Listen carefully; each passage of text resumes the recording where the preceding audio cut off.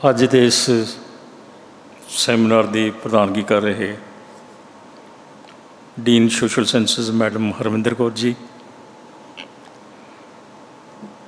ਇਸ ਸੈਮੀਨਾਰ ਦੇ convener Guru Gobind Singh chair ਦੇ ਪ੍ਰੋਫੈਸਰ ਅਤੇ ਮੁਖੀ ਡਾਕਟਰ ਗੁਰਮੀਤ ਸਿੰਘ ਜੀ ਅਤੇ ਇਸ ਵਿਭਾਗ ਦੇ ਮੁਖੀ ਪ੍ਰੋਫੈਸਰ ਹਬੀਬ ਜੀ, ਮੇਰੇ ਸਾਹਮਣੇ ਬੈਠੇ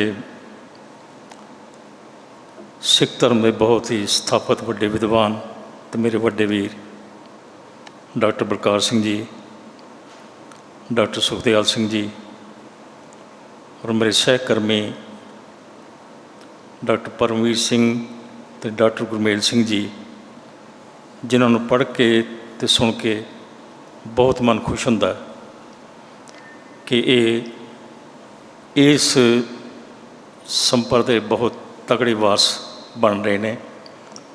ਮੈਡਮ ਜਸਪ੍ਰੀਤ ਕੌਰ ਸੰਧੂ, ਡਾਕਟਰ ਰਿਤੂਰਾਜ ਜੀ ਅਤੇ ਬਾਕੀ ਮੇਰੇ ਸਹਿਕਰਮੀ ਭੈਣੋ ਅਤੇ ਭਰਾਵੋ, ਵਾਹਿਗੁਰੂ ਜੀ ਕਾ ਖਾਲਸਾ, ਵਾਹਿਗੁਰੂ ਜੀ ਕੀ ਫਤਿਹ। ਜਿਹੜੀ ਗੱਲ ਹੁਣੇ ਡਾਕਟਰ ਗੁਰਮੀਤ ਸਿੰਘ ਜੀ ਹੋਰਾਂ ਨੇ ਕਹੀ ਹੈ, ਅਸਲ ਵਿੱਚ ਮੇਰੇ ਖਿਆਲ 'ਚ ਡਾਕਟਰ ਬਲਕਾਰ ਸਿੰਘ ਮੇਰੇ ਨਾਲ ਸਹਿਮਤ ਹੋਣਗੇ ਕਿ ਭਾਵੇਂ ਅਸੀਂ 80 ਟੱਪ ਗਏ ਹਾਂ, ਪਰ ਹਾਲੇ ਵੀ ਅਸੀਂ ਧਰਮ ਗਿਆਨ ਦੇ ਵਿਦਿਆਰਥੀ ਹੀ ਹਾਂ। ਸਾਡਾ ਦਿਲ ਹਮੇਸ਼ਾ ਇਹ ਕਰਦਾ ਹੈ ਕਿ ਅਸੀਂ ਕੁਛ ਨਾ ਕੁਛ ਪੜ੍ਹਦੇ ਰਹੀਏ ਅਤੇ ਸੁਣਦੇ ਰਹੀਏ। ਸੋ ਜਿਸ ਵੇਲੇ ਪੜ੍ਹਨ ਅਤੇ ਸੁਣਨ ਦੀ ਇਹ ਚਾਹਨਾ ਜਿਹੜੀ ਹੈਗੀ ਹੈ, ਇਹ ਪ੍ਰਚੰਡ ਰਹੇ, ਤਾਂ ਮੇਰੇ ਖਿਆਲ ਦੇ ਵਿੱਚ ਕੁਛ ਨਾ ਕੁਛ ਸਿੱਖਣ ਨੂੰ ਸਾਨੂੰ ਮਿਲਦਾ ਹੀ ਰਹਿੰਦਾ ਹੈਗਾ। ਅੱਜ ਦਾ ਇਹ ਜਿਹੜਾ ਸੈਮੀਨਾਰ ਹੈ, ਜਿਹੜਾ ਕਿ ਡਾਕਟਰ ਗੁਰਮੀਤ ਸਿੰਘ ਹੋਰਾਂ ਨੇ ਅਤੇ ਪ੍ਰੋਫੈਸਰ ਹਬੀਬ ਹੋਰਾਂ ਨੇ ਇਸ ਵਿਭਾਗ ਵੱਲੋਂ ਆਯੋਜਿਤ ਕੀਤਾ, ਜਦੋਂ ਮੈਂ ਇਸ ਸੈਮੀਨਾਰ ਦੇ ਥੀਮ ਅਤੇ ਇਹਦੇ ਨਾਲ ਸੰਬੰਧਿਤ ਵਿਸ਼ਿਆਂ ਵੱਲ ਧਿਆਨ ਦਿੱਤਾ ਅਤੇ ਉਹਨਾਂ ਪੜ੍ਹਿਆ, ਮੈਨੂੰ ਖੁਸ਼ੀ ਹੋਈ। ਅਤੇ ਸੱਚੀ ਗੱਲ ਇਹ ਹੈ ਕਿ ਮੈਂ ਉਹਨਾਂ ਨੂੰ ਪੜ੍ਹਨ ਤੋਂ ਬਾਅਦ ਅੱਜ ਤੁਹਾਡੇ ਸਾਰੇ ਸਾਹਮਣੇ ਦੋ ਕਾਰਨਾਂ ਕਰਕੇ ਡਾਕਟਰ ਗੁਰਮੀਤ ਸਿੰਘ ਨੂੰ ਅਤੇ ਪ੍ਰੋਫੈਸਰ ਹਬੀਬ ਹੋਰਾਂ ਨੂੰ ਜਿੱਥੇ ਵਧਾਈ ਵੀ ਦਿੰਦਾ, ਉੱਥੇ ਪ੍ਰਸ਼ੰਸਾ ਵੀ ਕਰਦਾ। ਇਹਦੇ ਦੋ ਕਾਰਨ ਨੇ। ਪਹਿਲਾ ਤਾਂ ਜਿਵੇਂ ਕਿ ਹੁਣੇ ਦੱਸ ਕੇ ਹਟੇ ਨੇ ਕਿ ਦਸਮ ਪਾਤਸ਼ਾਹ ਦਾ ਗੁਰੂ ਗੋਬਿੰਦ ਸਿੰਘ ਜੀ ਮਹਾਰਾਜ ਦਾ ਇਹ ਜਿਹੜਾ ਸੰਤ ਸਿਪਾਹੀ ਵਾਲਾ ਪੱਖ ਹੈ, ਆਮ ਤੌਰ 'ਤੇ ਅਸੀਂ ਉਹਨਾਂ ਦੇ ਪੱਖਾਂ ਨੂੰ ਇਹ ਸੰਤ ਸਿਪਾਹੀ ਦੇ ਦ੍ਰਿਸ਼ਟੀ ਤੋਂ ਇਸ ਤਰ੍ਹਾਂ ਹੀ ਵੇਖਦੇ ਹਾਂ ਕਿ ਜਿਵੇਂ ਕਿ ਉਹਨਾਂ 14 ਯੁੱਧ ਲੜੇ ਸਨ। ਇਸ ਤੋਂ ਅੱਗੇ ਇਸ ਦੇ ਪਿਛੋਕੜ ਵਿੱਚ ਜਾਣ ਦਾ ਅਸੀਂ ਯਤਨ ਘੱਟ ਹੀ ਕੀਤਾ। ਮੈਂ ਸਮਝਦਾ ਕਿ ਇਸ ਸੈਮੀਨਾਰ ਦੇ ਵਿੱਚ ਇਹ ਜਿਹੜਾ ਥੀਮ ਚੁਣਿਆ ਗਿਆ, ਇਹਦੇ ਉੱਤੇ ਜ਼ਰੂਰ ਭਰਪੂਰ ਚਰਚਾ ਕੀਤੀ ਜਾਏਗੀ। ਦੂਜਾ, ਇਹਨਾਂ ਨੇ ਜਿਹੜੇ ਇਸ ਵਿਸ਼ੇ ਦੇ ਨਾਲ ਜਿਹੜਾ ਸੈਮੀਨਾਰ ਦਾ ਹੈ, ਇਹਦੇ ਨਾਲ ਸੰਬੰਧਿਤ ਜਿਹੜੇ ਵਿਦਵਾਨ ਪੇਪਰ ਪੜ੍ਹਨ ਵਾਲਿਆਂ ਨੂੰ ਵਿਸ਼ੇ ਸੁਝਾਏ ਨੇ, ਉਹ ਅਜਿਹੇ ਨੇ ਜਿਹੜੇ ਕਿ ਅਜੋਕੀਆਂ ਪ੍ਰਸਥਿਤੀਆਂ ਦੇ ਨਾਲ ਦੋ ਚਾਰ ਹੋਣ ਦੀ ਸਮਰੱਥਾ ਰੱਖਦੇ ਨੇ। ਕਿਉਂਕਿ ਜਿਵੇਂ ਮੈਂ ਪਹਿਲਾਂ ਬੇਨਤੀ ਕੀਤੀ ਹੈ, ਅਸੀਂ ਆਮ ਤੌਰ 'ਤੇ ਦਸਮ ਪਾਤਸ਼ਾਹ ਨੂੰ ਸੰਤ ਸਿਪਾਹੀ ਦੇ ਵਜੋਂ ਇੱਕ ਜੁਝਾਰੂ ਰੂਪ ਵਿੱਚ ਹੀ ਪੜ੍ਹਦੇ ਸੁਣਦੇ ਹਾਂ, ਅਤੇ ਪਰ ਉਹਨਾਂ ਦਾ ਇਹ ਪੱਖ ਅਜੋਕੀਆਂ ਪ੍ਰਸਥਿਤੀਆਂ ਦੇ ਨਾਲ ਕਿੰਨਾ ਕੁ ਮੇਲ ਖਾਂਦਾ, ਡਾਕਟਰ ਬਲਕਾਰ ਸਿੰਘ ਅਤੇ ਡਾਕਟਰ ਪਰਮ ਤਾਂ ਬਹੁਤ ਜ਼ਿਆਦਾ ਅੱਛੀ ਤਰ੍ਹਾਂ ਜਾਣਦੇ ਨੇ। ਇਹ ਮੇਰੇ ਖਿਆਲ ਦੇ ਵਿੱਚ ਸਭ ਤੋਂ ਵੱਡਾ ਪੱਖ ਹੈ ਜਿਹੜਾ ਕਿ ਸਾਨੂੰ ਵਿਚਾਰਨਾ ਚਾਹੀਦਾ ਅਤੇ ਉਭਾਰਨ ਦੀ ਲੋੜ ਹੈ। ਇਸ ਦ੍ਰਿਸ਼ਟੀ ਤੋਂ ਮੈਂ ਜਿੱਥੇ ਨਾ ਵਧਾਈ ਦਿੰਦਾ, ਉੱਥੇ ਮੇਰੀ ਆਸ ਹੈ ਕਿ ਜਿਹੜੇ ਪੇਪਰ ਪੜ੍ਹੇ ਜਾਣੇ ਨੇ, ਉਹਨਾਂ 'ਚ ਜੋ ਕੁਛ ਸਾਨੂੰ ਸੁਣਨ ਨੂੰ ਮਿਲੇਗਾ, ਉਸ ਤੋਂ ਅਸੀਂ ਬਹੁਤ ਕੁਛ ਜਾਣਾਂਗੇ ਵੀ ਅਤੇ ਮੰਨਾਂਗੇ ਵੀ। ਮੈਂ ਸਮਝਦਾ ਕਿ ਇਸ ਸੈਮੀਨਾਰ ਦੇ ਥੀਮ ਦੇ ਸਨਮੁਖ ਸਾਨੂੰ ਮੁੱਖ ਤੌਰ 'ਤੇ ਜਿਹੜੇ 7 ਮੁੱਦੇ ਨੇ, ਇਹ ਵਿਚਾਰਨ ਦੀ ਲੋੜ ਹੈ। ਇਹ ਮੇਰੇ ਹਿਸਾਬ ਨਾਲ ਇਸ ਤਰ੍ਹਾਂ ਨੇ। ਨੰਬਰ 1, ਦਸਮ ਪਿਤਾ ਨੂੰ ਸੰਤ ਸਿਪਾਹੀ ਦਾ ਇਹ ਵਿਲੱਖਣ ਰੋਲ ਮਾਡਲ ਉਸਾਰਨ ਦੀ ਲੋੜ ਕੀ ਸੀਗੀ, ਕਿਉਂ ਲੋੜ ਪਈ ਉਹਨਾਂ ਨੂੰ ਇਹ। ਨੰਬਰ 2, ਇਸ ਰੋਲ ਮਾਡਲ ਦੀ ਮੌਲਿਕਤਾ ਦੇ ਆਧਾਰ ਕੀ ਹਨ। ਨੰਬਰ 3, ਕੀ ਅਜਿਹਾ ਰੋਲ ਮਾਡਲ ਪੂਰਵ ਕਾਲ 'ਚ ਪ੍ਰਚਲਿਤ ਨਹੀਂ ਸੀ। ਨੰਬਰ 4, ਜੇ ਪ੍ਰਚਲਿਤ ਸੀ ਤਾਂ ਉਸ ਦਾ ਸਰੂਪ ਅਤੇ ਸੰਦਰਭ ਕਿਹੋ ਜਿਹਾ ਸੀ। ਨੰਬਰ 5, ਦਸਮ ਪਿਤਾ ਵੱਲੋਂ ਸਥਾਪਿਤ ਸੰਤ ਸਿਪਾਹੀ ਦਾ ਇਹ ਰੋਲ ਮਾਡਲ ਕਿਹੜੇ ਕਿਹੜੇ ਪੜਾਅ ਲੰਘ ਕੇ ਮੌਲਿਕ ਬਣਿਆ। ਨੰਬਰ 6, ਵਿਸ਼ਵ ਭਰ ਵਿੱਚ ਪਸਰਿਆ ਅਜੋਕਾ ਅਸ਼ਾਂਤ ਮਾਹੌਲ, ਮਾਰ ਧਾੜ, ਲੁੱਟ ਖਸੁੱਟ, ਜਮਾਖੋਰੀ, ਮਿਲਾਵਟਖੋਰੀ, ਰਿਸ਼ਵਤਖੋਰੀ, ਪ੍ਰੇਮ ਪਿਆਰ ਅਤੇ ਪਰਉਪਕਾਰੀ ਅਤੇ ਨਾਰੀ ਸਤਿਕਾਰ ਦੀ ਭਾਵਨਾ ਰਹਿਤ ਨਿਜਵਾਤ ਨਿਜਲਾ ਵਾਲਾ ਪਸਰਿਆ ਜਨ ਜੀਵਨ, ਅਸੁਰੱਖਿਅਤ ਭਾਵਨਾ, ਦਿਨੋਂ ਦਿਨ ਤਿੜਕ ਰਹੇ ਮਾਨਵੀ ਰਿਸ਼ਤੇ, ਤੀਸਰੇ ਮਹਾਯੁੱਧ ਦੀ ਸਿਰ 'ਤੇ ਲਟਕ ਰਹੀ ਤਲਵਾਰ ਆਦਿ ਅਜਿਹੀਆਂ ਪਸਰੀਆਂ ਸਨਮੁਖ ਦਸਮ ਪਿਤਾ ਦਾ ਸੰਤ ਸਿਪਾਹੀ ਦੇ ਸਰੂਪ ਅਤੇ ਸੰਦਰਭ ਵਾਲਾ ਇਹ ਰੋਲ ਮਾਡਲ ਕਿਵੇਂ ਸਾਰਥਕ ਭੂਮਿਕਾ ਨਿਭਾ ਸਕਦਾ। ਇਹ ਇੱਕ ਵੱਡਾ ਸਵਾਲ ਹੈ। ਨੰਬਰ 7, ਸਿੱਖ ਸੰਸਥਾਵਾਂ ਦੀ ਪ੍ਰਭੂ ਸਤਾ, ਸਿੱਖੀ ਸਰੂਪ, ਬਾਣੀ ਅਤੇ ਬਾਣੀ ਨਾਲ ਜੁੜਨ ਦੀ ਭਾਵਨਾ, ਸਚਿਆਰਾ ਜੀਵਨ, ਨਾਰੀ ਸਤਿਕਾਰ, ਗੁਰਮਤਾ, ਸਰਬੱਤ ਖਾਲਸਾ ਆਦਿ ਦੀਆਂ ਸਿੱਖ ਪਰੰਪਰਾਵਾਂ ਨੂੰ ਉਸੇ ਸੰਦਰਭ ਵਿੱਚ ਕਿਵੇਂ ਸੁਰਜੀਤ ਕੀਤਾ ਜਾ ਸਕਦਾ ਹੈ ਜਿਸ ਸੰਦਰਭ ਵਿੱਚ ਇਹਨਾਂ ਦਾ ਨਿਰਮਾਣ ਕੀਤਾ ਗਿਆ ਸੀ। ਇਹ ਕੁਝ ਮੁੱਦੇ ਨੇ ਮੈਂ ਸਮਝਦਾ ਜਿਨ੍ਹਾਂ ਦੇ 'ਤੇ ਵਿਚਾਰ ਕਰਨਾ ਸਾਡਾ ਬਣਦਾ ਹੈ। ਮੈਂ ਆਪਣੀ ਜਿਹੜੀ ਗੱਲ ਹੈਗੀ ਹੈ ਇਸ ਪੱਖ ਤੋਂ ਇਹਨਾਂ 7 ਮੁੱਦਿਆਂ ਨੂੰ ਸਾਹਮਣੇ ਰੱਖ ਕੇ ਸ਼ੁਰੂ ਇਸ ਗੱਲ ਤੋਂ ਕੀਤੀ ਹੈ। ਪਿੱਛੇ ਜਿਹੇ ਮੈਨੂੰ ਡਾਕਟਰ ਗੁਰਮੀਤ ਹੋਰਾਂ ਦਾ ਕੁਛ ਦਿਨ ਪਹਿਲਾਂ YouTube ਦੇ ਉੱਤੇ ਇੱਕ ਜਿਹੜਾ ਸੀਗਾ ਭਾਸ਼ਣ ਸੁਣਨ ਦਾ, ਇੱਕ ਵਿਚਾਰ ਸੁਣਨ ਦਾ ਮੌਕਾ ਮਿਲਿਆ, ਜੋ ਇਸ ਜਿਹੜਾ ਪਿੱਛੇ ਜਿਹੇ ਅਸੀਂ ਹੋਲੀ ਦਾ ਤਿਉਹਾਰ ਮਨਾਇਆ ਉਹਦੇ ਨਾਲ ਸੰਬੰਧਿਤ ਸੀ ਕਿ ਔਰਨ ਕੀ ਹੋਲੀ ਸਿੰਘਨ ਕਾ ਹੋਲਾ। ਮੈਂ ਸਾਰਾ ਸੁਣਿਆ। ਇਹਨਾਂ ਨੇ ਜਿਹੜੀ ਗੱਲ ਉੱਥੇ 2-3 ਇਹਨਾਂ ਨੇ ਬੜੀਆਂ ਵਡਮੁੱਲੀਆਂ ਗੱਲਾਂ ਕਹੀਆਂ ਕਿ ਹੋਲੀ ਨੂੰ ਕੇਵਲ ਜਿਹੜਾ ਹੈਗਾ ਮੌਸਮੀ ਤਿਉਹਾਰ ਮੰਨ ਕੇ ਨਾ ਚੱਲੋ, ਇਹਦੇ ਨਾਲ ਮਿਥਿਹਾਸ ਅਤੇ ਇਤਿਹਾਸ ਜੁੜਿਆ ਹੋਇਆ। ਮਸਲਨ ਮਿਥਿਹਾਸ ਦੀ ਗੱਲ ਇਹਨਾਂ ਕੀਤੀ ਉਹਦੇ 'ਚ ਕਿ ਜਿਹੜਾ ਭਗਤ ਪ੍ਰਹਲਾਦ, ਹਰਨਾਕਸ਼, ਹੋਲਕਾ, ਇਹ ਜਿਹੜੇ 3 ਕਰੈਕਟਰ ਨੇ ਇਹ ਮਿਥਿਹਾਸਕ ਤਾਂ ਹਨ, ਪਰ ਜਿਹੜੀ ਘਟਨਾ ਇਹਨਾਂ ਦੇ ਨਾਲ ਜੁੜੀ ਹੋਈ ਹੈ ਉਸ ਮਿਥਿਹਾਸ ਵਿੱਚੋਂ ਇਤਿਹਾਸ ਵੀ ਜਿਹੜਾ ਹੈਗਾ ਉਹ ਹੀ ਪਨਪਦਾ ਹੈ। ਹੁਣ ਇਹੀ ਹਰਨਾਕਸ਼ ਅਤੇ ਹੋਲਕਾ ਤਪ ਸਾਧਨਾ ਕਰਕੇ, ਭਗਤੀ ਕਰਕੇ, ਸੰਤ ਰੂਪ ਦੇ ਵਿੱਚ ਜਦੋਂ ਵਰਦਾਨ ਪ੍ਰਾਪਤ ਕਰ ਲੈਂਦੇ ਨੇ, ਵਰਦਾਨ ਪ੍ਰਾਪਤ ਕਰਨ ਤੋਂ ਬਾਅਦ ਇਹਨਾਂ ਦਾ ਉਹ ਸੰਤ ਸਰੂਪ ਜਿਹੜਾ ਹੈਗਾ ਉਹ ਬਦਲ ਜਾਂਦਾ। ਇਹ ਉਹ ਰੂਪ ਧਾਰਨ ਕਰ ਦਿੰਦੇ ਨੇ ਜੋ ਜਨ ਜੀਵਨ ਦਾ ਸੁਧਾਰ ਕਰਨ ਦੀ ਬਜਾਏ ਸੰਘਾਰ ਕਰਨ ਵਾਲੇ ਪਾਸੇ ਤੁਰ ਪੈਂਦਾ। ਹੁਣ ਪਹਿਲੇ ਸੰਤ ਰੂਪ ਹੈ, ਮੁੜ ਕੇ ਸਿਪਾਹੀ ਰੂਪ ਬਣ ਜਾਂਦਾ। ਇਹ ਜਿਹੜਾ ਸੰਤ ਰੂਪ ਹੈ ਇਹਦੀ ਉਹਨਾਂ ਨੇ ਜਿਹੜੀ ਕੋਈ ਮਾਨਵ ਭਲਾਈ ਦੇ ਕਾਰਜ ਕਰਨ ਵਾਸਤੇ ਨਹੀਂ ਵਰਤੋਂ ਕੀਤੀ, ਬਲਕਿ ਮਾਨਵ ਭਲਾਈ ਦਾ ਜਿਹੜਾ ਹੈਗਾ ਨਿਕਾਸ ਕਰਨ ਵਾਸਤੇ ਅਤੇ ਉਹਦਾ ਵਿਨਾਸ਼ ਕਰਨ ਵਾਸਤੇ ਇਹਦਾ ਕੰਮ ਸ਼ੁਰੂ ਕਰਤਾ।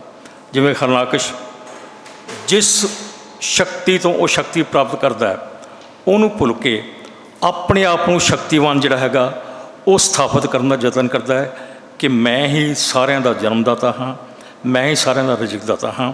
ਔਰ ਇਹ ਗੱਲ ਉਹ ਮਨਾਉਣ ਲਈ ਜ਼ਬਰ ਜ਼ੁਲਮ ਕਰਦਾ ਹੈ ਅਤੇ ਆਪਣੇ ਪੁੱਤਰ ਪ੍ਰਹਲਾਦ ਨੂੰ ਨਹੀਂ ਛੱਡਦਾ, ਪਰ ਪ੍ਰਹਲਾਦ ਨਹੀਂ ਮੰਨਦਾ ਅਤੇ ਉਹਨੂੰ ਤਸੀਹੇ ਦਿੱਤੇ ਜਾਂਦੇ ਨੇ, ਮਾਰਨ ਦਾ ਯਤਨ ਕੀਤਾ ਜਾਂਦਾ ਹੈ। ਪਰ ਇਸ ਤਰ੍ਹਾਂ ਹੋਲਕਾਂ ਜਿਹੜੀ ਹੈਗੀ ਆ ਉਹਨੂੰ ਸਾੜਨ ਦਾ ਯਤਨ ਕਰਦੀ ਹੈਗੀ ਆ, ਪਰ ਉਹ ਇਹ ਭੁੱਲ ਜਾਂਦੇ ਨੇ ਕਿ ਭਗਵਾਨ ਦੀ, ਪਰਮਾਤਮਾ ਦੀ ਸ਼ਕਤੀ ਅਸੀਮ ਹੁੰਦੀ ਹੈ ਅਤੇ ਮਨੁੱਖ ਦੀ ਸ਼ਕਤੀ ਸੀਮ ਹੁੰਦੀ ਹੈ, ਸੀਮਤ ਹੁੰਦੀ ਹੈ। ਇਸ ਕਰਕੇ ਉਹਨਾਂ ਦਾ ਸੰਘਾਰ ਹੁੰਦਾ, ਹੋਲਕਾਂ ਵੀ ਸੜ ਜਾਂਦੀ ਹੈ ਅਤੇ ਹਰਨਾਕਸ਼ ਜਿਹੜਾ ਉਹ ਮਾਰਿਆ ਜਾਂਦਾ। ਹੁਣ ਇੱਥੇ ਜਿਹੜੀ ਗੱਲ ਡਾਕਟਰ ਸਿੱਧੂ ਨੂੰ ਕਹੀ ਹੈ, ਜਿਹੜੀ ਕਿ ਖਾਸ ਧਿਆਨ ਦੇਣ ਯੋਗ ਹੈਗੀ ਆ, ਉਹ ਇਹ ਹੈ ਕਿ ਐਕਚੁਅਲੀ ਜਿਸ ਵੇਲੇ ਹੋਲਕਾਂ ਸੜ ਜਾਂਦੀ ਆ ਉਹਦੀ ਚਿਤਾ ਨੂੰ, ਮਤਲਬ ਕਿ ਉਹਦੀ ਜਿਹੜੀ ਮਿੱਟੀ ਹੈਗੀ ਆ ਉਹਨੂੰ ਉਡਾ ਕੇ ਲੋਕ ਜਿਹੜੇ ਹੈਗੇ ਆ ਖੁਸ਼ੀ ਮਨਾਉਂਦੇ ਨੇ ਨੇਕੀ ਅਤੇ ਜਿੱਤ ਦੀ। ਅਤੇ ਹੌਲੀ ਹੌਲੀ ਇਹੀ ਜਿਹੜੀ ਹੈਗੀ ਆ ਖੁਸ਼ੀ ਇਹ ਪਰਿਵਰਤਿਤ ਹੋ ਜਾਂਦੀ ਆ ਸਵਾਹ ਤੋਂ ਰੰਗਾਂ ਵਿੱਚ, रंग उड़ाउण च, फिर रंग उड़ाउण तो रंग मलण विच, रंग मलण तो फिर रंग छेड़न दे विच, ते इहदे नाल हौली हौली मतलब जिहड़ा हैगा ये अजिहा रूप बन जाता कि जिहड़ा कि कुलीन तो मलीन बन जाता।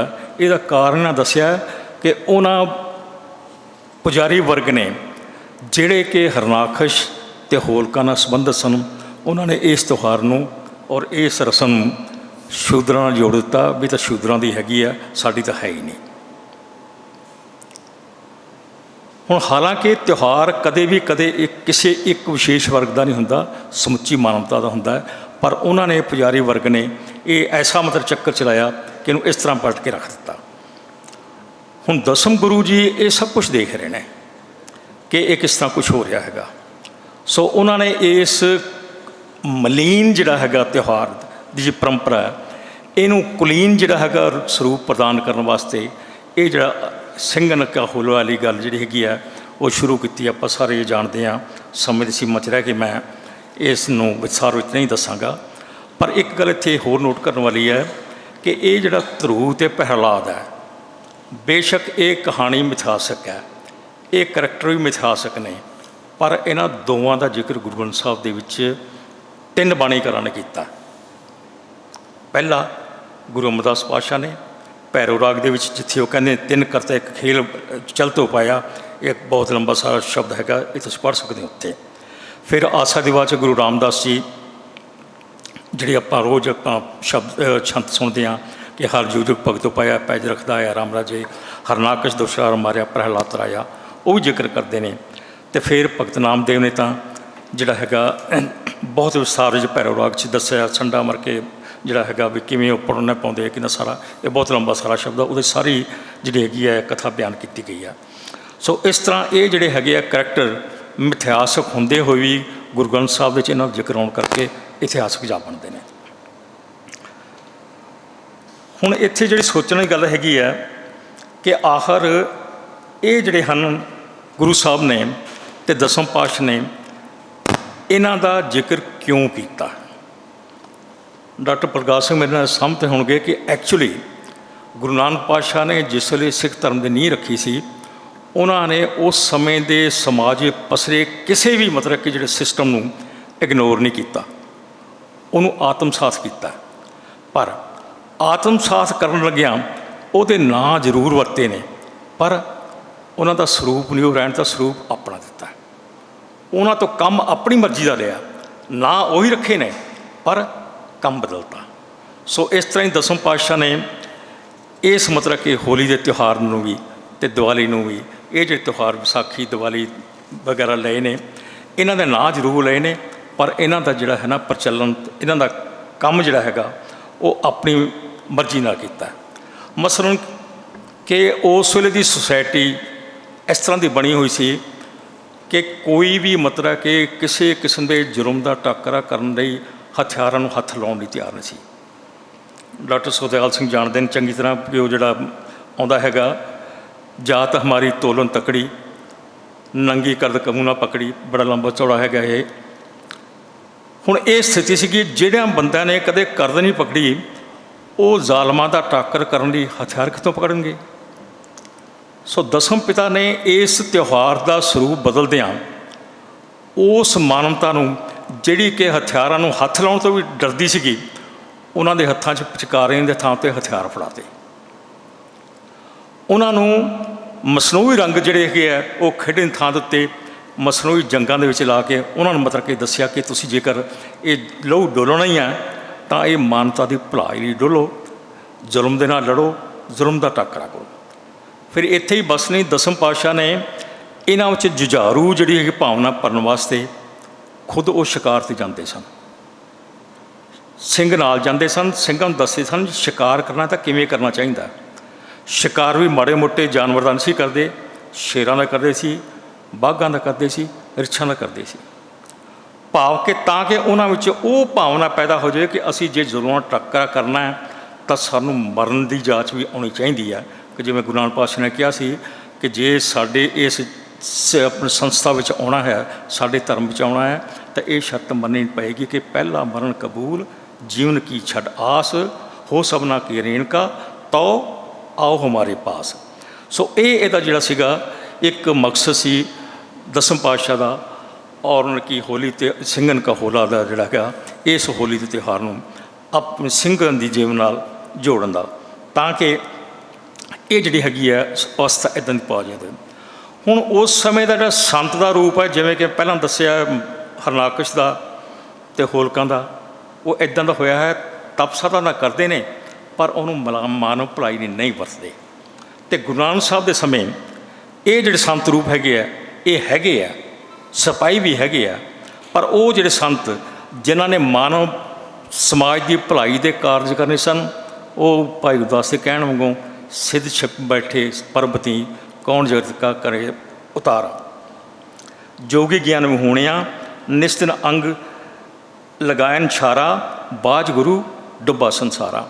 ਕਿਉਂਕਿ ਉਹਨਾਂ ਦਾ ਕੰਮ ਸੀ ਮਾਨਵ ਭਲਾਈ ਦੇ ਕਾਰਜ ਕਰਨੇ, ਮਾਨਵਤਾ ਨੂੰ ਇਹ ਦੱਸਣਾ ਕਿ ਤੁਹਾਨੂੰ ਜੀਵਨ ਦੇ ਵਿੱਚ ਕੀ ਜਿਹੜਾ ਹੈਗਾ ਉਹ ਤੁਹਾਡੇ ਜੀਵਨ ਨੂੰ ਸੁਧਾਰਨ ਵਿੱਚ, ਸਵਾਰਨ ਵਿੱਚ, ਸ਼ਿੰਗਾਰਨ ਵਿੱਚ ਸਹਾਇਤਾ ਕਰ ਸਕਦਾ ਹੈ, ਅਤੇ ਕੀ ਤੁਹਾਡੀ ਜਿਹੜੇ ਬਰਬਾਦੀ ਕਰ ਸਕਦਾ ਹੈ।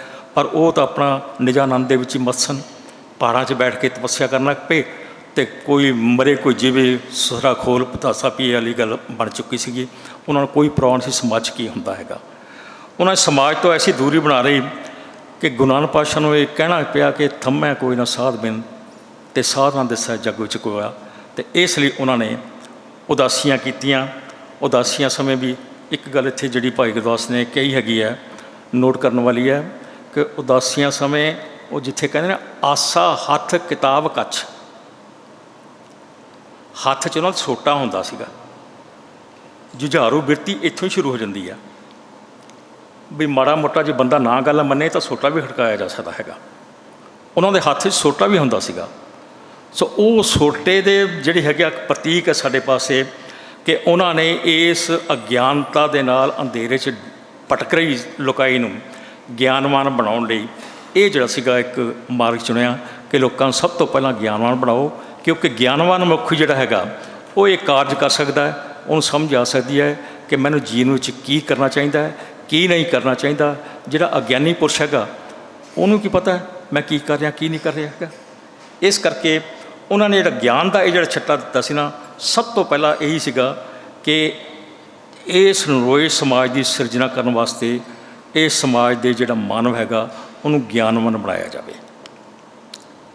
ਅਤੇ ਨਾਲ ਹੀ ਉਹਨਾਂ ਨੇ ਇਹ ਵੀ ਗੱਲ ਕਹਿਤੀ, ਜੇ ਮਤਲਬ ਕਿ ਗਿਆਨਵਾਨ ਬਣਾਉਣਾ ਹੈ, ਗਿਆਨਵਾਨ ਬਣਾਉਣ ਵਾਸਤੇ ਆਪਣੀ ਸੁਰੱਖਿਆ ਦਾ ਵੀ ਪੂਰਾ ਧਿਆਨ ਕਰਨਾ ਹੈ ਕਿ ਜੇ ਜੀਵ ਹੈ ਪਤ ਲੱਥੀ ਜਾਏ ਅਤੇ ਸਭ ਹਰਾਮ ਜਿੱਤਾ ਕਿਛ ਖਾਏ। ਇਹ ਨਹੀਂ ਕਿ ਸਿਰਫ ਤੁਸੀਂ ਕੁੱਟੀ ਸੇ ਖਾਈ ਜਾਓ। ਜਿਹੜਾ ਮਤਲਬ ਕਿ ਅੱਗੋਂ ਜਿਹੜਾ ਹੈਗਾ ਟੱਕਰਦਾ ਹੈਗਾ, ਜ਼ੁਲਮ ਕਰਦਾ ਹੈ, ਤਾਂ ਜ਼ੁਲਮ ਦਾ ਟੱਕਰਾ ਜਿਹੜਾ ਹੈਗਾ ਉਹ ਸਾਨੂੰ ਬੜਾ ਬਹਾਦਰੀ ਨਾਲ ਕਰਨਾ ਚਾਹੀਦਾ ਹੈਗਾ।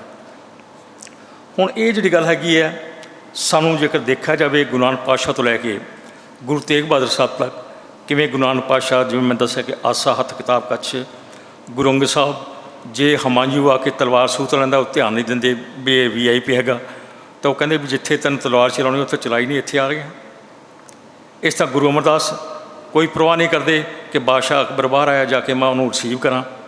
ਉਹ ਕਹਿੰਦੇ ਪਹਿਲਾਂ ਲੰਗਰ 'ਚ ਉੱਥੇ ਪੰਗਤ 'ਚ ਬੈਠ ਕੇ ਲੰਗਰ ਛਕਿਆ, ਬਾਅਦ 'ਚ ਤੁਹਾਨੂੰ ਦਰਸ਼ਨ ਦਿਆਂਗੇ। ਹੁਣ ਗੁਰੂ ਰਾਮਦਾਸ ਜੀ ਨੇ ਤਾਂ ਕਮਾਲ ਹੀ ਕਰਤੀ ਸੀਗੀ, ਕੁਛ ਨਹੀਂ ਛੱਡਿਆ ਉਹਨਾਂ ਮਾਨਵ ਭਾਈ ਸਮਾਜ ਦੀ ਭਲਾਈ ਵਾਸਤੇ। ਇਹ ਪਹਿਲੇ ਗੁਰੂ ਸਨ ਜਿਨ੍ਹਾਂ ਨੇ ਕਿ ਉਹ 52 ਜਿਹੜੇ ਕਿ ਸਪੈਸ਼ਲ ਜਿਹੜੇ ਹੈਗੇ ਆ ਉਹ ਕਾਰੀਗਰ ਲੈ ਕੇ ਉੱਥੇ ਉਹਨਾਂ ਵਸਾਇਆ। ਅਤੇ ਗੁਰੂ ਹਰਗੋਬਿੰਦ ਸਾਹਿਬ ਨੇ ਤਾਂ ਮੀਰੀ ਪੀਰੀਆਂ ਤਲਵਾਰਾਂ ਪਹਿਨ ਕੇ ਜੇ 4 ਯੁੱਧ ਲੜੇ ਸੀ ਤਾਂ ਚਾਰੇ ਯੁੱਧ 24 ਘੰਟਿਆਂ ਦੇ ਅੰਦਰ ਜਿੱਤ ਕੇ ਵੀ ਦਿਖਾਏ ਸਨ। ਗੁਰੂ ਹਾਰੇ ਸਾਹਿਬ 2200 ਘੋੜੇ ਰੱਖਦੇ ਸਨ। ਗੁਰੂ ਹਰਕ੍ਰਿਸ਼ਨ ਸਾਹਿਬ ਤਾਂ ਹੈ ਹੀ ਬਾਲਾ ਪ੍ਰੀਤਮ ਸੀਗੇ। ਅਤੇ ਗੁਰੂ ਤੇਗ ਬਹਾਦਰ ਸਾਹਿਬ ਨੇ ਜੋ ਮਤਲਬ ਕਿ ਜੌਹਰ ਉੱਥੇ ਕਰਤਾਰਪੁਰ ਦੀ ਜੰਗ ਵਿੱਚ ਦਿਖਾਏ ਅਤੇ ਤਿਆਗਵਾਨ ਤੋਂ ਤੇਗ ਬਹਾਦਰ ਬਣੇ ਸਨ। ਇਸੇ ਤਰ੍ਹਾਂ ਉਹਨਾਂ ਨੇ ਬਾਬਾ ਬਕਾਲਾ ਦੇ ਨਿਵਾਸ ਕਰਦਿਆਂ ਵੀ ਆਮ ਤੌਰ 'ਤੇ ਕਿਹਾ ਜਾਂਦਾ ਕਿ ਉਹਨਾਂ ਸਿਰਫ ਉੱਥੇ ਤਪ ਕੀਤਾ, ਬਿਲਕੁਲ ਇਹ ਐਸੀ ਗੱਲ ਨਹੀਂ ਹੈ। ਉੱਥੇ ਤਪ ਵੀ ਕਰਦੇ ਸਨ, ਕਿਰਤ ਵੀ ਕਰਦੇ ਸਨ, ਅਤੇ ਬਾਕੀ ਵੀ ਜਿਹੜੇ ਕਾਰਜ ਉਹ ਜੋ ਸਮਾਜ ਦੇ ਭਲਾਈ ਵਾਸਤੇ ਕਰਦੇ ਸਨ ਬਕਾਇਦਾ। ਜਿਹੜੀ ਗੁਰੂ ਨਾਨਕ ਪਾਤਸ਼ਾਹ ਨੇ ਇਹ ਜਿਹੜਾ ਸਿਧਾਂਤ ਦਿੱਤਾ ਸੀ, ਨਾਮ ਜਪੋ, ਕਿਰਤ ਕਰੋ ਅਤੇ ਵੰਡ ਛਕੋ, ਇਹ ਤਿੰਨੇ ਉਹਨਾਂ ਨੇ ਆਤਮਸਾਤ ਕੀਤੇ ਹੋਏ ਸਨ।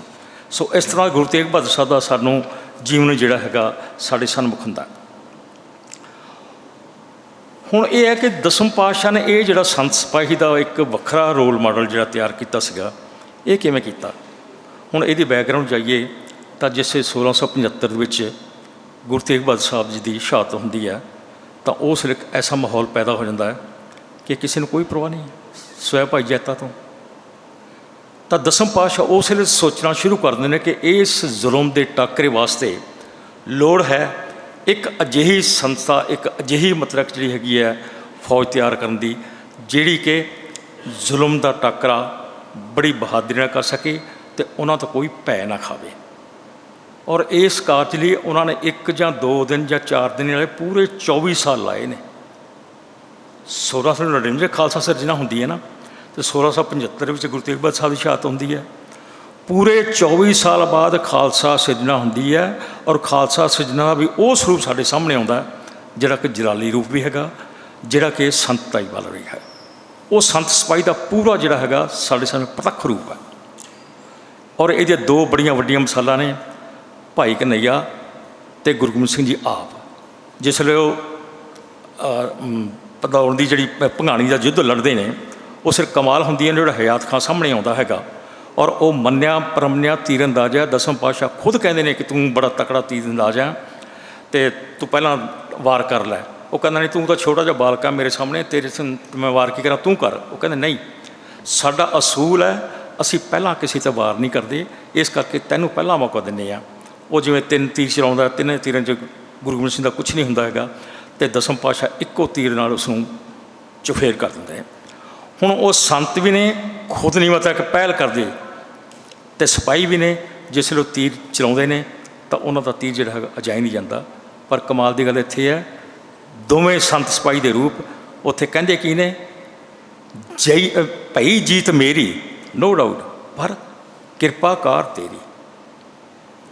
ਹੁਣ ਇਹ ਜਿਹੜੀ ਚੀਜ਼ ਹੈਗੀ ਹੈ, ਇਹ ਸੰਤ ਸਿਪਾਹੀ ਦਾ ਇੱਕ ਐਸਾ ਜਿਹੜਾ ਹੈਗਾ ਸਾਡੇ ਸਾਹਮਣੇ ਸੰਗਮ ਪੇਸ਼ ਹੁੰਦਾ ਕਿ ਜਿਹੜਾ ਕਿ ਸਾਨੂੰ ਧਿਆਨ ਦੇਣ ਦੀ ਲੋੜ ਹੈ।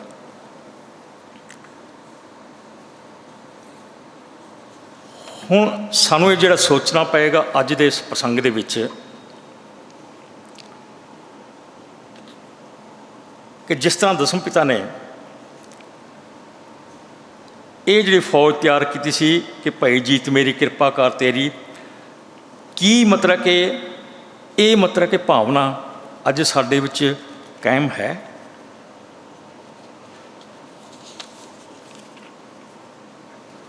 ਹੁਣ ਅੱਜ ਅਸੀਂ ਜਦੋਂ ਦੇਖਦੇ ਹਾਂ,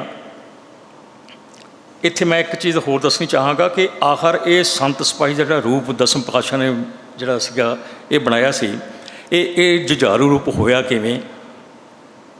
ਡਾਕਟਰ ਸੁਖਦਿਆਲ ਸਿੰਘ ਡਿਟੇਲ 'ਚ ਜਾਣਦੇ ਨੇ ਕਿ ਗਿਆਨੀ ਗਿਆਨ ਸਿੰਘ ਨੇ ਪੰਥ ਪ੍ਰਕਾਸ਼ ਦੇ ਵਿੱਚ ਇੱਕ ਜ਼ਿਕਰ ਕੀਤਾ ਕਿ ਫਰਕਸ਼ੀਅਰ ਨੇ ਇਸ ਗੱਲ ਤੋਂ ਡਰਦਿਆਂ ਹੋਇਆਂ ਕਿ ਇਹ ਸਿੰਘਾਂ 'ਚ ਹੈ ਕੀ ਹੈ ਇਹੋ ਜਿਹੀ ਚੀਜ਼ ਜਿਹਦੇ ਨਾਲ ਕਿ ਇਹ ਡਰ ਹੀ ਨਹੀਂ ਮੰਨਦੇ ਹੈਗੇ, ਜਿੰਨਾ ਮਰਜ਼ੀ ਡਰ ਲਓ। ਅਤੇ ਉਹਨੇ ਬਾਬਾ ਬੰਦਾ ਸਿੰਘ ਬਹਾਦਰ ਨੂੰ ਡਰਾਉਣ ਵਾਸਤੇ ਇੱਕ ਨਾਟਕ ਰਚਿਆ ਸੀਗਾ। ਉਹ ਨਾਟਕ ਇਹ ਰਚਿਆ ਕਿ ਉਹਨੇ ਆਪਣੇ ਕੁਛ ਫੌਜੀਆਂ ਨੂੰ ਸਿੰਘ ਬਾਣਾ ਪਹਿਨਾ ਕੇ ਉਹਦੇ ਸਾਹਮਣੇ ਕੀਤਾ ਕਿ ਤਾਂ ਕਿ ਉਹ ਇਹੋ ਜਿਹੇ ਕੰਮ ਕਰਨ ਜਿਹਦੇ ਨਾਲ ਕਿ ਬਾਬਾ ਬੰਦਾ ਸਿੰਘ ਬਹਾਦਰ ਡਰ ਜਾਵੇ, ਤਾਂ ਉਹਨੂੰ ਇਹ ਲੱਗੇ ਵੀ ਇਹ ਜਿਹੜੇ ਸਿੰਘ ਹੈਗੇ ਆ ਇਹ ਤਾਂ ਹੁਣ ਡਰ ਗਏ ਨੇ। ਪਰ ਜਿਸ ਵੇਲੇ ਉਹ ਜਿਹੜੇ ਫਰਕਸ਼ੀਅਰ ਸਿਪਾਹੀ ਉਹ ਸਿੰਘ ਬਾਣਾ ਪਹਿਨ ਲੈਂਦੇ ਨੇ, ਉਹਨਾਂ ਨੇ ਕਿਸੇ ਨੂੰ ਤਾਂ ਕੀ ਮਾਰਨਾ ਸੀ, ਉਸ ਬਾਣੇ ਦੇ ਨਾਲ ਪਹਿਨਣ ਦੇ ਨਾਲ ਉਹ ਆਪਣੇ ਜਿਹੜੇ ਹੈਗੇ ਬੰਦੇ ਝਟਕ ਦਿੰਦੇ ਨੇ। ਸੋ ਇੰਨੀ ਸ਼ਕਤੀ ਸੀ ਉਸ ਬਾਣੇ ਵਿੱਚ, ਕਿਉਂਕਿ ਉਹ ਬਾਣਾ ਜਿਹੜਾ ਸੀਗਾ ਬਾਣੀ ਦੇ ਨਾਲ ਜੁੜਿਆ ਹੋਇਆ ਸੀਗਾ। ਬਾਣੀ ਅਤੇ ਬਾਣਾ ਦੋਵੇਂ ਚੀਜ਼ਾਂ ਇੱਕ ਸੁਰ ਅਤੇ ਇਕਸਾਰ ਨੇ, ਇਹਨਾਂ ਨੂੰ ਵੱਖ-ਵੱਖ ਨਹੀਂ ਦੇਖਿਆ ਜਾ ਸਕਦਾ। ਦਸਮ ਪਾਤਸ਼ਾਹ ਨੇ ਜਿੰਨੇ 14 ਦੇ 14 ਯੁੱਧ ਰਹੇ, ਉਹਨਾਂ ਦੀ ਪਿੱਠ ਭੂਮੀ ਦੇਖੋਗੇ, ਉਹਨਾਂ ਨੇ ਬਾਣੀ ਦਾ ਆਸਰਾ ਨਹੀਂ ਛੱਡਿਆ। ਭਾਵੇਂ ਅਨੰਦਪੁਰ ਤੋਂ ਸਰਸਾ ਨਦੀ 'ਤੇ ਪਹੁੰਚੇ ਨੇ, ਭਾਵੇਂ ਚਮਕੌਰ ਦੀ ਗੜ੍ਹੀ ਵਿੱਚ ਸਨ, ਉੱਥੇ ਵੀ ਉਹਨਾਂ ਨੇ ਜਿਹੜਾ ਹੈਗਾ ਵੇਲੇ ਸਿਰ ਨਿਤਨੇਮ ਕੀਤਾ, ਕੀਰਤਨ ਵੀ ਕੀਤਾ ਹੈਗਾ। ਸੋ ਬਾਣੀ ਦੀ ਜਿਹੜੀ ਹੈਗੀ ਹੈ ਸਰਬੋਤਮਤਾ, ਉਹ ਅਸੀਂ ਦੇਖਦੇ ਹਾਂ ਕਿ ਸੰਤ ਸਾਹਿਬ ਸਿਪਾਹੀ ਦੇ ਸਰੂਪ ਵਿੱਚ ਜਿਹੜੀ ਹੈਗੀ ਆ ਉਹ ਬਰਕਰਾਰ ਰਹਿੰਦੀ ਹੈ। ਭਾਵ ਇਹ ਹੈ ਕਿ ਦਸਮ ਪਾਤਸ਼ਾਹ ਨੇ ਇਹ ਸੰਤ ਸਿਪਾਹੀ ਦੇ ਸਰੂਪ ਨੂੰ ਜਿਹੜਾ ਹੈਗਾ ਬਣਾਉਣ ਲੱਗਿਆ, ਜਿਹੜਾ ਤੇ ਸ਼ਾਸਤਰਧਾਰੀ ਕੇਵਲ ਸੰਤ ਸੀ ਉਹਨੂੰ ਸ਼ਸਤਰਧਾਰੀ ਬਣਾਤਾ। ਜਿਹੜਾ ਸ਼ਸਤਰਧਾਰੀ ਕੇਵਲ ਸਿਪਾਹੀ ਸੀ, ਜਿਹੜੇ ਕਿ ਪਹਿਲਾਂ ਜ਼ਾਲਮ ਸਨ, ਜ਼ੁਲਮ ਕਰਦੇ ਸਨ, ਉਹਨਾਂ ਨੂੰ ਸ਼ਾਸਤਰਧਾਰੀ ਬਣਾਤਾ। तो इस शस्त्र ते शास्त्र का संगम करन लगिया सर्वोत्तमता उन्होंने शास्त्र की ही रखी है। सो बाणी पहला है, बाकी चीज़ां बाद च। बाणी के सारे सब कुछ जिहड़ा हैगा ये धर्म कर्म चल सकता है, ये संत सपाही का स्वरूप जिहड़ा हैगा इस कारगर सिद्ध हो सकता है। अजोके प्रसंग विच जदों कि समुचा विश्व रूस ते यूक्रेन विच महीने भर तो चल रहे भयानक युद्ध कारण तीसरे महायुद्ध वाल तेजी नाल वध रहा है। विश्व भर विच निजवाद, निजलाभ, वखवाद, हंकारवाद, नस्लवाद आदि दी सुनामी लहर कारण मानव संसार की होर नूं खतरा पैदा हो रहा है। विश्व का हर संजीदा मानव सुख शांति ते अमनता चाहुंदा है, पर हंकारग्रस्त वड्डियां ताकतां UNO वर्गियां संस्थावां दे भावी मैंबर होने के बावजूद उसके नियमानुसार कार्य करने तैयार नहीं हैं। तां इहदा की करना है? दसम पिता के संत सिपाही वाले रोल मॉडल की एक विशेष महत्ता ये भी नोट करने वाली है कि गुरु नानक पातशाह के समय तो लैके दसम पिता तक गुरु की गोरख सही मानिया विच गरीब का मूँह सी। माफ़ करना, मैं इत्थे शब्द एक वरतना चाहता, वो वरतांगा नहीं, वो केवल तो केवल गुरु का मूँह सी, अज वर्गे व्यक्तियों का नहीं सी। इसलिए संगत का पैसा असी देखते हैं कि संगत ते ही दे भलाई कार्यां लई ही वरत्या जांदा सी, ना कि निजां वास्ते। अजोके समय भी काल पैण, हड़ आउण, सुनामी लहर, कोविड-19 की महामारी, किसानी अंदोलन समय पीड़ितां की तन मन धन नाल सेवा दसम पिता के इन्हां संत सिपाहियां ने की है, होर किसी ने नहीं। इत्थों तक कि यूक्रेन के पीड़ित शरणार्थियों की अमली तौर पर असली सेवा भी यो संत सिपाही ही कर रहे हैं। पर इसके बावजूद बहुत सारिया नामवर वड्डियां सिख संस्थावां भी गुरु की गोलक नूं निज हितां लई वरतन तो संकोच नहीं कर रही। वोट की राजनीति कारण सिख संस्थावां नूं सियासत अधीन हो सिख संस्थावां भी सियासत अधीन हो गई हैं, जिस करके दसम पिता के स्थापित संत सिपाही का मौलिक स्वरूप के संदर्भ काम, क्रोध, लोभ, मोह, अहंकार की किलेबंदी विच बंद पततपुणे की लहर कारण आरोप होता जा रहा है। अते उस समय तो होर भी हैरानी हुंदी है ते दुख हुंदा है जदों जमाखोरी, रिश्वतखोरी, नशाखोरी, बलात्कार आदि वर्गियां वापरियां घटनावां नाल सिंह नाम नाल संबंधित व्यक्तियों के नाम वेखण पढ़न ते सुनन नूं मिल जाते हैं। अज भी विश्व का 2/3 समाज रोटी, कपड़ा और मकान की मुढ़ली सहूलतों वांझा है, पर हथियारां की होड़, कॉस्मैटिक आसरे सोहनी दिख वाले मॉडर्न जीवन दियां अरबां डॉलर नाल बर्बाद कीतियां जा रही पूंजियां सानूं वेखण नूं मिलदियां हैं। रूस ते यूक्रेन वालों 1 महीने तो की जा रही गोलाबारी नाल खरबां डॉलर बर्बाद किए गए हैं, किए जा रहे हैं। इस धन नाल विश्वमान दीयां बहुत सारिया समस्यावां का समाधान किया जा सकता है, पर वो इस पासे वाल ना तो खुद संजीदा हैं अते ना ही तमाशबीन उन्होंने जिहा करन वाल तुर नहीं दे रहे हैं। वो कहते कोई गल नहीं, असीं तुहाडे नाल खड़े हाँ, पर ये नहीं देखते भी कितना नुकसान हो रहा। इसलिए जरूरी है कि विश्व शांति स्थापित करने लई संजीदगी नाल चिंतित होकर चिंतन किया जाए। सिख कौम नूं दसम पिता के संत सिपाही वाले रोल मॉडल के स्वरूप के संदर्भ नूं सिख कौम दी संस्थावां की प्रभु सत्ता बाणी नाल जोड़न, प्रशादे पानी के लंगरां दे नाल गुरशब्द के लंगर लगा के ज्ञानवान बनन ते बनाउण, आपसी झगड़े अते पंथक मसलियां के समाधान लई सरबत खालसा ते गुरमते वर्गियां प्राचीन परंपरावां नूं उसे प्रसंग विच सुरजीत किया जाए जिस प्रसंग विच ये स्थापित हुई सन। पिछले जो डॉक्टर बलकार सिंह दस रहे सन कि एक सिंह नूं इस करके SCPC की चोण लड़न लई टिकट नहीं दी गई क्योंकि वो सिੱਖੀ स्वरूप से उन्होंने 5 बाणियां में जबानी याद सन, पर जिन्होंने सवाल पूछा उन्होंने आप एक भी बाणी नहीं आती। पर सवाल पूछण वाले वड्डे बन गए तो जिहड़ा जवाब दे सकता सी वो चार टिकट तो वांझा हो गया। सो इस स्थिति नूं जिहड़ा हैगा सानूं सुधारना पवेगा। इन्हां दोहां कारजां लई मैं समझना कि दसम पिता जी का संत सिपाही के रोल मॉडल का स्वरूप के संदर्भ अते मानसिक जात सभा एक है पहचान में उसका सिद्धांत ਅੱਜ ਵੀ ਸਾਰਥਕ ਭੂਮਿਕਾ ਨਿਭਾਉਣ ਦੇ ਸਾਰਥਕ ਹੈ, ਪਰ ਜੇ ਇਸ ਨੂੰ ਇਮਾਨਦਾਰੀ ਨਾਲ ਸਮਝਿਆ ਤੇ ਸਮਝਾਇਆ ਜਾਵੇ। ਤੁਹਾਡਾ ਸਾਰਿਆਂ ਦਾ ਬਹੁਤ ਬਹੁਤ ਧੰਨਵਾਦ। ਵਾਹਿਗੁਰੂ ਜੀ ਕਾ ਖਾਲਸਾ, ਵਾਹਿਗੁਰੂ ਜੀ ਕੀ ਫਤਿਹ।